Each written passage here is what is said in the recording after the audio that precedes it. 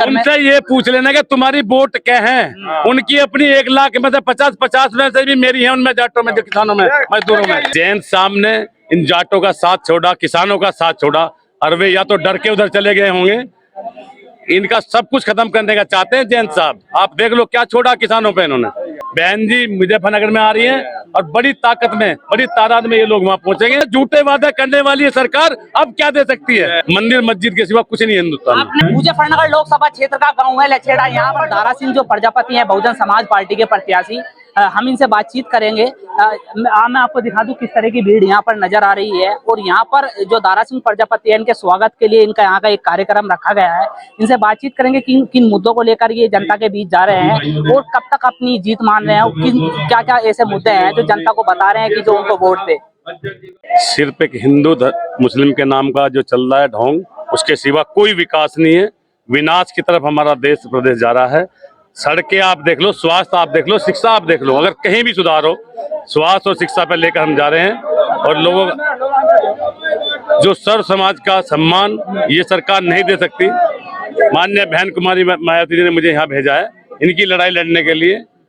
दलित हो, मुस्लिम हो, दलितों का आरक्षण, मुस्लिमों का सम्मान, और जो हमारे किसान हैं उनका, किसानों का कितना उत्पीड़न हो रहा है। गन्ने का मूल्य बहन जी ने बढ़ाया था 80 रुपये, आज तक नहीं बढ़ा पाए। वो सारे कामों के लिए मुझे यहाँ भेजा है। अगर आशीर्वाद मिलेगा तो मैं इनके साथ में रहूंगा, इनके साथ में लड़ाई लड़ूंगा। आपने स्वास्थ्य शिक्षा की बात की है। कल नरेंद्र मोदी मेरठ आए हुए थे, उन्होंने कहा है कि जो 10 साल में विकास कार्य किया गया वो एक ट्रेलर था, आगे विकास कार्य होगा, और भी वे वादे करके गए हैं मंच से। 10 साल का ट्रेलर आप देख लो। ये बच्चे जो घूम रहे गाँव में, इनकी शिक्षा की तरफ देख लो, इनके पेटों की भूख देख लो, गाँव में सड़कें, बिजली देख लो, कुछ भी नहीं है। सिर्फ एक वो हिंदू मंदिर मस्जिद के सिवा कुछ नहीं है हिंदुस्तान में। आपने गन्ने की बात किया, गन्ने की बात को कह रहे हैं कि जो जयंत चौधरी एनडीए में शामिल हो गए हैं, रालोद अध्यक्ष, एक सभा में कह रहे थे कि अब की बार 400 की सीटों के साथ साथ गन्ना भी 400 पार जाएगा। जैन साहब ने इन जाटों का साथ छोड़ा, किसानों का साथ छोड़ा, और वे या तो डर के उधर चले गए होंगे। इनका सब कुछ खत्म करने का चाहते हैं जैन साहब। आप देख लो क्या छोड़ा किसानों पे इन्होंने। इनकी इतनी मजबूत लड़ाई थी, उसे खत्म करने के लिए वहां पे पहुंच गए। तो किस तरह का समर्थन लोगों का मिल रहा है? मैं लछेड़े में देख रहा हूँ, काफी समर्थन लोगों का आपका मिल रहा है और भारी लोगों ने आपका स्वागत किया है। मुझे सर्व समाज का इतना भारी समर्थन है, कोई भी ऐसा धर्म समाज नहीं बचा जो मेरे साथ नहीं। मुझे इसकी पूरी ताकत मिल रही है, मुझे पूरा सम्मान मिल रहा है, और ये मेरे साथ है।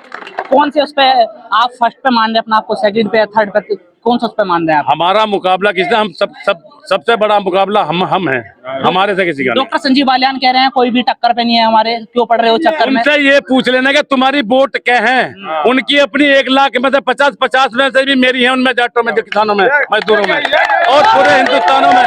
ये यहाँ पे जाट किसान मजदूर हैं, ये आज जितने भी यहाँ पे ये किसान मजदूर है, ये क्यों साथ है?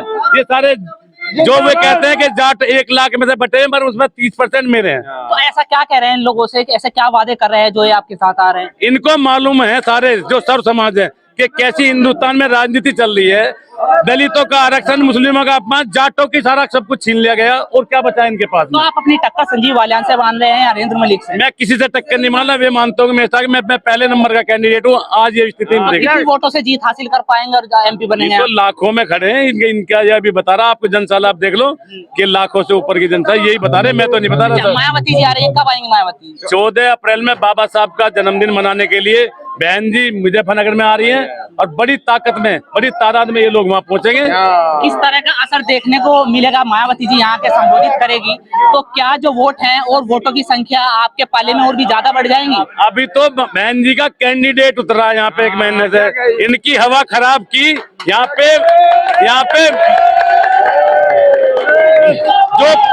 जो पहले वोट मांगने के लिए भी नहीं आते थे कैंडिडेट, आज मुख्यमंत्री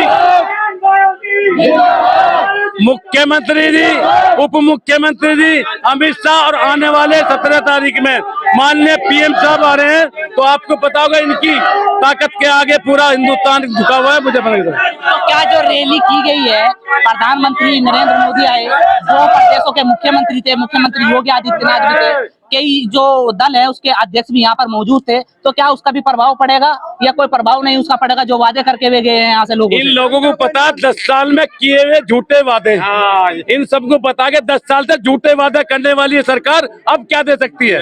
तो किस समय तक आप जीत अपनी मान रहे हैं, किस समय तक आप जीत जाएंगे अगर गिनती होगी तो? आप ये समझ लेना कि 19 तारीख में सुबह बटन दबेगा 8 बजे, और जैसा मुझे जनसैलाब इनका समर्थन मिल रहा है 10 बजे जीत हासिल है।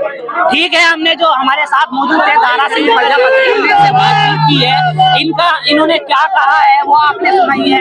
ये कह रहे हैं कि इनके साथ लगातार जनसैलाब दिखाई दे रहा है और मायावती भी 14 तारीख को यहाँ पर आ रही है। देखते रहिए खोज न्यूज और मैं आपके साथ हूँ फिरोज।